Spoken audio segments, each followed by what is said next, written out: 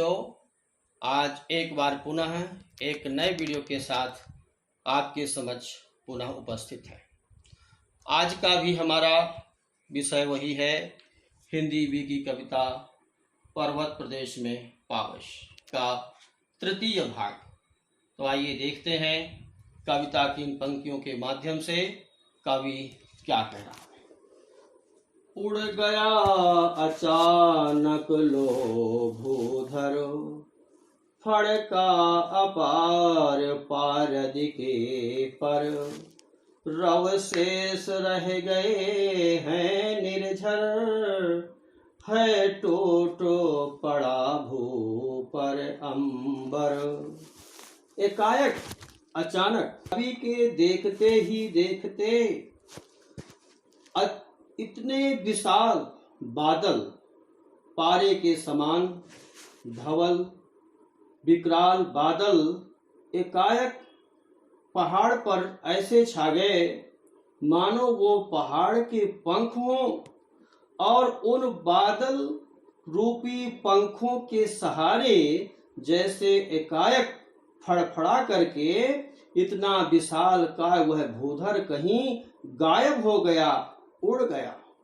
और देखते ही देखते इतनी तेज वर्षा होने लगी, इतनी भयंकर वर्षा होने लगी कि कवि को जो अभी ऊंचे ऊंचे साल के वृक्ष, झरने, तालाब, पुष्प जो दिखाई दे रहे थे वो अदृश्य हो गए और कवि को सिर्फ क्या सुनाई दे रहा है कि रव शेष रह गए हैं निर्झर। रव शेष रह गए हैं निर्झर यानी वर्षा के झर झर की आवाज। रव माने आवाज यानी शब्द, यानी वर्षा के ही शब्द शेष रह गए हैं, यानी वर्षा की आवाज ही कवि को सुनाई दे रही है। और इतनी तेज वर्षा हो रही है, इतनी तेज वर्षा हो रही है कि कवि उस वर्षा को देख करके कल्पना कर रहा है क्या कि है टूट पड़ा भू पर अंबर। ऐसा लग रहा है कि मानो पूरा का पूरा आसमान टूट करके इस जमीन पर आ गया है, यानी अत्यंत वेग के साथ वर्षा हो रही है। इस अत्यंत विशाल वर्षा को देख करके कवि चारों ओर निगाह दौड़ा रहा है। जिन जिन दृश्यों को इसके पहले वह देखा था, विशाल काय साल के वृक्षों को देखा था, उन विशाल काय साल के वृक्षों की ओर जब नजर दौड़ाता है तो उसको क्या प्रतीत हो रहा है कि धंस गए धरा में सब है साल।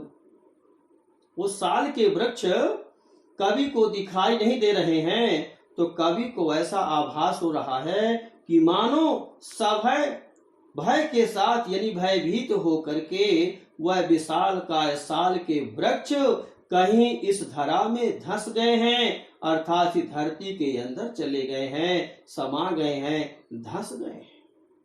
इसके पश्चात कवि की दृष्टि उस तालाब की ओर जा रही है, जो तालाब अभी दर्पण के समान प्रतीत हो रहा था। तो उस तालाब की ओर दृष्टि करने पर कवि को क्या आभास हो रहा है, उठ रहा धुआं जल गया ताल।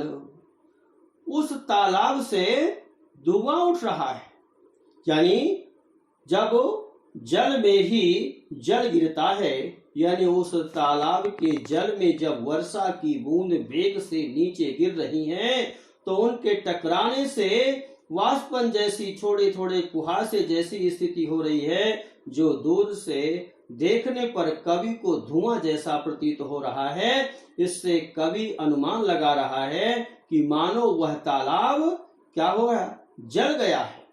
उठ रहा धुआं जल गया ताल, इसी उस तालाब से धुआं उठ रहा है और वह तालाब जल गया है। लेकिन इसके तुरंत पश्चात देखता क्या है कवि कि अभी अभी जो वर्षा हो रही थी वह वर्षा समाप्त हो गई और धूप निकल आई तुरंत बाद वर्षा समाप्त होने के बाद मौसम कुछ और हो गया। कवि सोच रहा है कि आखिरकार ये हो क्या रहा है। तब कवि पूरी तरीके से जब अस्वस्थ हो गया तब वो विचार करने लगा क्या कि यो जलद यान में विचरो विचर, था इंद्र खेलता इंद्रजाल। कवि समझ गया कि ये पूरे इंद्र देवता की महिमा है। इंद्र अपना इंद्रजाल अर्थात अपना जादू दिखा रहा है। यानी कैसे? ये बादल को यान बना करके, यानी बादल रूपी यान में बैठ करके विचर विचर करके घूम घूम करके यह इंद्र अपना इंद्रजाल दिखा रहा है। और इस प्रकार से यह इंद्र जो है अपना पूरा जादू प्रकृति की सुंदरता के माध्यम से, प्रकृति के इस परिवेश के माध्यम से दिखा रहा है। और कवि यहीं पर अपनी कविता समाप्त कर दे रहा है।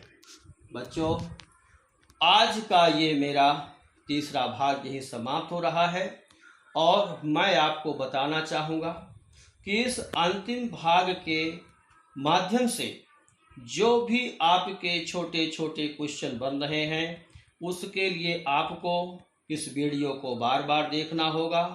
इनमें से छोटे छोटे प्रश्न आपको बनाना होगा। वैसे मैं आपको बना करके दूंगा।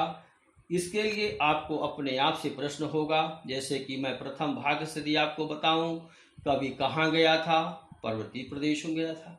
कब गया था? वर्षा ऋतु में गया था। पर्वत का आकार कैसा था? मेखलाकार था। पर्वत की सीमा कैसी थी? अपार थी। पर्वत के नेत्र क्या थे? तो वह नेत्र जो है पुष्प के रूप में आपके सामने उपस्थित किया गया है। कवि दर्पण किसको माना है? कवि ने दर्पण तालाब को माना है। कवि तालाब को दर्पण क्यों मान रहा है? क्योंकि उसकी स्वच्छता और निर्मलता के कारण मान रहा है। कवि अपना विशाल का आकार कहाँ देख रहा है? तालाब में देख रहा है।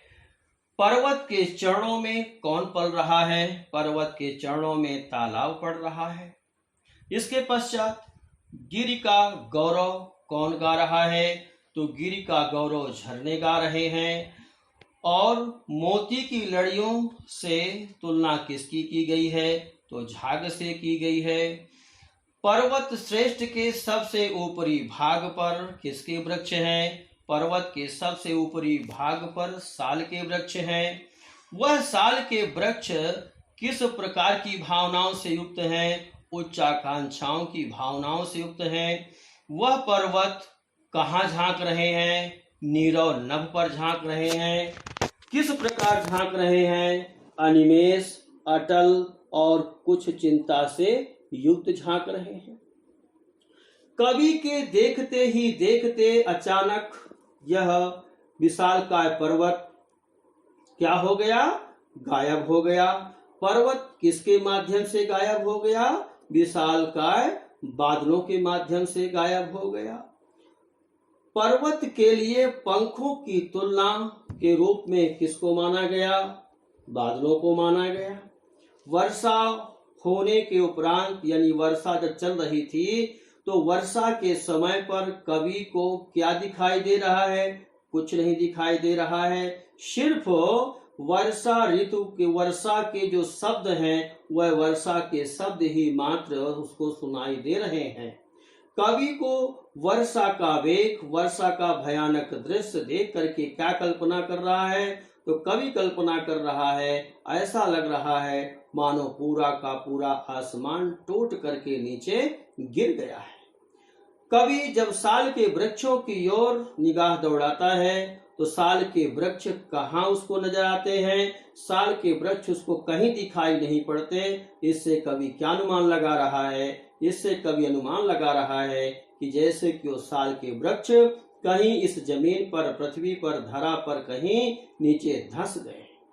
कवि जब तालाब की ओर निगाहें दौड़ाता है, तालाब की ओर देखता है, तो वहां उसको क्या दिखाई देता है? वहां उसको धुआं दिखाई दे रहा है।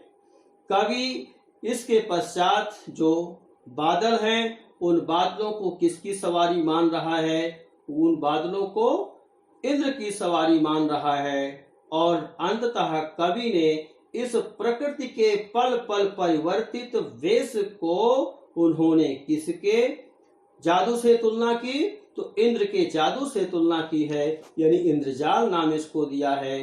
तो बच्चों, इसी के साथ मेरा ये आज का तीसरा पार्ट यही समाप्त हो रहा है। मैं एक अगली कविता के साथ, नए वीडियो के साथ आपके सामने एक बार पुनः उपस्थित होऊंगा। तब तक के लिए जय हिंद, जय भारत।